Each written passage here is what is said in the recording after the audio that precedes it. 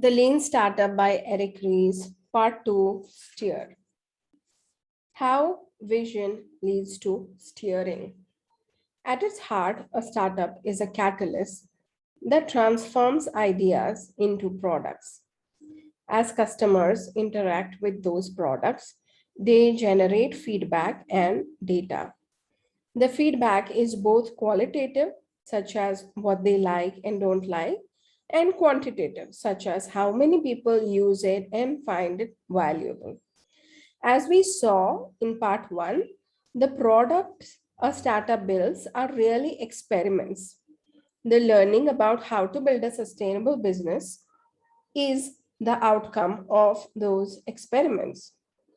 For startups, the information is much more important than dollars, awards, or mentions in the press because it can influence and reshape the next set of ideas.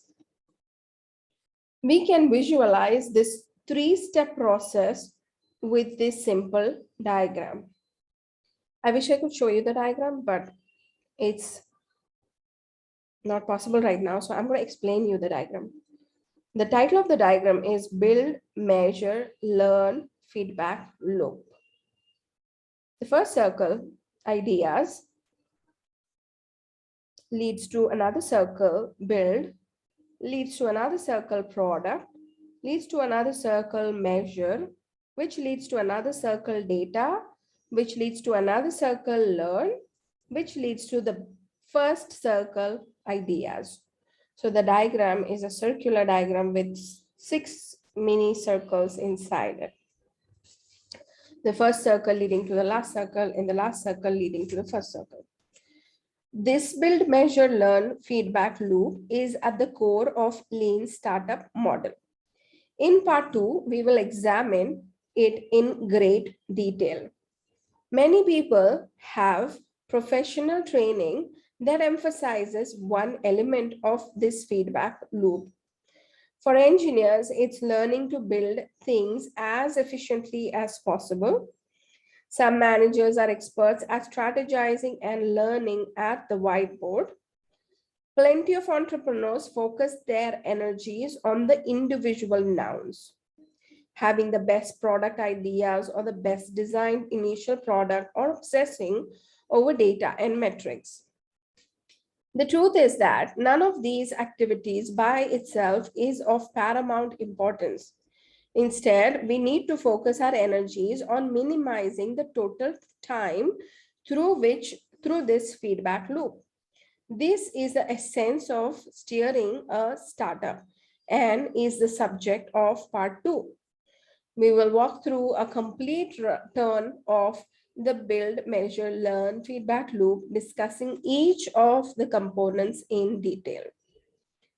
The purpose of part 1 was to explore the importance of learning as the measure of progress for a startup.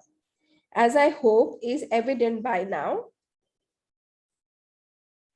by focusing our energies on validated learning, we can avoid much of the waste that plagues startups today. As in lean manufacturing, learning where and when to invest energy results in saving time and cost.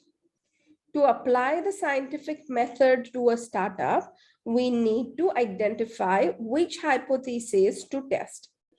I call the riskiest elements of a startup plan the parts on which everything depends. Leap of faith assumptions. The two most important assumptions are the value hypothesis and the growth hypothesis. These give rise to tuning variables that control a startup's engine of growth. Each iteration of a startup is an attempt to rev this engine to see if it will turn. Once it is running, the process repeats, shifting into higher and higher gears. Once clear on these leap of faith assumptions, the first step is to enter the build phase as quickly as possible with a minimum viable product. The minimum viable product, MVP, is that version of the product that enables a full turn of the build, measure, learn loop with a minimum amount of effort and the least amount of development time. The minimum viable product lacks many features that may prove essential later on. However, in some ways, creating a MVP requires extra work. We must be able to measure its impact. For example, it is inadequate to build a prototype that is evaluated solely for internal quality by engineers and designers. We also need to get it in front of potential customers to gauge their reaction. We may even need to try selling them the prototype, as we'll see soon.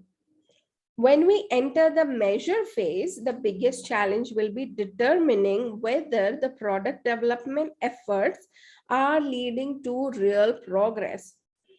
Remember, if we are building something that nobody wants, it doesn't much matter if we are doing it on time and on budget. The method I recommend is called innovation accounting, a quantitative approach that allows us to see whether our engine tuning efforts are bearing fruit. It also allows us to create learning milestones, which are an alternative to traditional business and product milestones. Learning milestones are useful for entrepreneurs as a way of assessing their progress accurately and objectively. They are also invaluable to managers and investors who must hold entrepreneurs accountable. However, not all metrics are created equal, and in chapter 7, I will clarify the dangers of vanity metrics in contrast to the nuts and bolts usefulness of actionable metrics, which help to analyze customer behaviors in ways that support innovation accounting. Finally, and most important, there's the pivot. Upon completing the build, measure, learn loop, we confront the most difficult question any entrepreneur faces: whether to pivot the original strategy or persevere. If we've discovered that one of our hypotheses is false, it is time to make a major change to create a new strategic hypothesis. The lean startup method builds capital efficient companies because it allows startups to recognize that it's time to pivot sooner, creating less waste of time and money. Although we write the feedback loop as build, measure, learn, because the activities happen in that order, our planning really works in the reverse order. We figure out what we need to learn, use innovation accounting to figure out what we need to measure to know if we can gain validated learning, and then figure out what product we need to build to run that experiment and get that measurement. All the techniques in part 2 are designed to minimize the total time through the build, measure, learn feedback loop. Thank you for listening to the part 2 steer of lean startup.